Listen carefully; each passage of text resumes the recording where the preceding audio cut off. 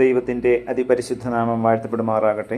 Streams of ലൈഫിൻ്റെ ഇന്നത്തെ പ്രഭാത ചിന്തയിലെ നമ്മുടെ ഒന്നിച്ചുള്ള ചിന്തയ്ക്കായി ലഭിച്ചിരിക്കുന്ന ഭേദഭാഗം യോശുവയുടെ പുസ്തകം 1-ാം അധ്യായം 9-ാം വാക്യം. നിന്റെ ദൈവമായ യഹോവ നീ പോകുന്നിടത്തൊക്കെയും നിന്നോട് കൂടെ ഉള്ളതുകൊണ്ട് ഉറപ്പും ധൈര്യവുമുള്ളവനായിരിക്കുക. ഭയപ്പെടരുത്, ഭ്രമിക്കുകയും അരുത് എന്ന് ഞാൻ നിന്നോട് കൽപ്പിച്ചുവല്ലോ. ഇംഗ്ലണ്ടിലെ പ്രസിദ്ധ വാഗ്മികളിൽ ഒരാളായിരുന്നു ഫാദർ ബെർണാഡ് ബോൺ. അദ്ദേഹത്തിൻ്റെ പ്രസംഗങ്ങൾ വളരെ നല്ലതായിരുന്നു. ആളുകൾ പ്രസംഗം കേൾക്കാൻ തടിച്ചുകൂടും. ഇംഗ്ലണ്ടിലെ രാജാവായ എഡ്വേർഡ് 7-ന് അദ്ദേഹത്തിൻ്റെ പ്രസംഗം ഒന്ന് കേട്ടാൽ കൊള്ളാം എന്ന് തോന്നി. എന്നാൽ രാജാവ് വന്നിരിക്കുന്നു എന്നറിഞ്ഞ് പ്രസംഗകൻ പരിഭ്രമിക്കുമോ എന്ന് സംശയം തോന്നിയ രാജാവ് ദൂതൻ വശം ഒരു എഴുത്ത് കൊടുത്തുവിട്ടു. എഴുത്ത് വായിച്ച ശേഷം വൈദികൻ്റെ മറുപടി ഇങ്ങനെയായിരുന്നു: അങ്ങയുടെ സംശയം അടിസ്ഥാനരഹിതമാണ്. രാജാക്കന്മാരുടെ രാജാവായ ക്രിസ്തുവിൻ്റെ മുമ്പിൽ പ്രസംഗിച്ച് പരിചയമുള്ള എനിക്ക് രാജാവായ അങ്ങയുടെ മുമ്പിൽ ഭയപ്പെടേണ്ട ആവശ്യമില്ല.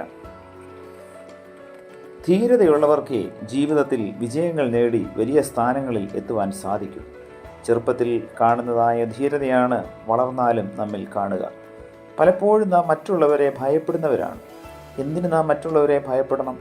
നമുക്ക് നേരിടേണ്ടി വരുന്ന പ്രശ്നങ്ങളിൽ നിന്ന് ഓടി ഒളിക്കേണ്ട ആവശ്യമില്ല. ഇന്ന് നാം നമ്മെ തന്നെ ഒന്ന് പരിശോധിച്ചു കഴിഞ്ഞാൽ പ്രശ്നങ്ങൾ വരുമ്പോൾ, പ്രതിസന്ധികൾ വരുമ്പോൾ പലപ്പോഴും ഓടി ഒളിക്കുന്ന അനുഭവമാണ് നമുക്ക് ഓരോരുത്തർക്കും ഉള്ളത്. ചങ്കൂറ്റത്തോടെ അവയെ അഭിമുഖീകരിക്കുവാനായിട്ടാണ് ഓരോ ക്രിസ്ത്യാനിക്കും സാധിക്കേണ്ടത്. പരാജയം വന്ന് ഭവിച്ചാലും ഒരിക്കലും അതിൽ മനം നൊന്നിരിക്കുവാനായി നാം ശ്രമിക്കരുത്. ഭയത്തിൻ്റെയും നിരാശയുടെയും ചങ്ങലകൾ നാം പൊട്ടിച്ചെറിയണം. അപ്പോൾ ജീവിതം ആകർഷകമായി നമുക്ക് അനുഭവപ്പെടും. ആപത്ത് കാണാതിരിക്കലല്ല, അവ കണ്ട് വിജയപൂർവ്വം തരണം ചെയ്യുന്നതിലാണ് ധീരത അടങ്ങിയിരിക്കുന്നത് എന്ന് നാം എല്ലായ്പ്പോഴും ഓർക്കണം. യേശു നമ്മുടെ സ്നേഹിതനായി നമ്മോടൊപ്പമുണ്ടെങ്കിൽ ഒന്നും ഭയപ്പെടേണ്ടതില്ല. യേശു പരാജയങ്ങളെയും വേദനകളെയും ഏറ്റെടുത്ത് നമുക്ക് ധീരതയും സന്തോഷവും തരും. പൗലോസ് അപ്പോസ്തലൻ റോമർക്കാർക്കുള്ള ലേഖനത്തിൽ ഇങ്ങനെ എഴുതുന്നു: ഭയത്തിലേക്ക് വീണ്ടും നിങ്ങളെ വീഴ്ത്തുന്ന അടിമത്തത്തിൻ്റെ ആത്മാവിനെ അല്ല നിങ്ങൾ സ്വീകരിച്ചിരിക്കുന്നത്, മറിച്ച് നിങ്ങളെ മക്കളാക്കുന്ന ആത്മാവിനെയാണ് നിങ്ങൾ സ്വീകരിച്ചിരിക്കുന്നത്.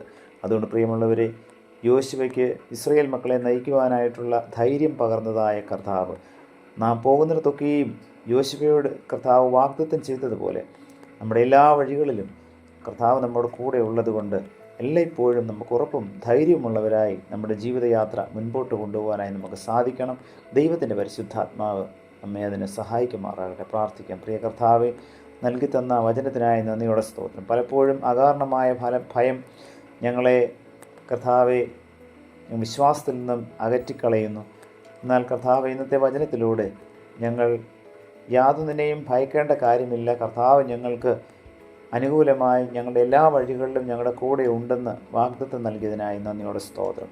ഉറപ്പും ധൈര്യമുള്ളവരായി കർത്താവെ ഓരോ നിമിഷവും വിശ്വാസത്തോടുകൂടെ മുൻപോട്ട് പോകുവാൻ തക്കവണ്ണം അടിയങ്ങളെ ഓരോരുത്തരെയും അവിടുന്ന് സഹായിക്കണമേ. പുത്രൻ്റെ നാമത്തിൽ പ്രാർത്ഥന കേൾക്കണം പിതാവേ. ആമേൻ.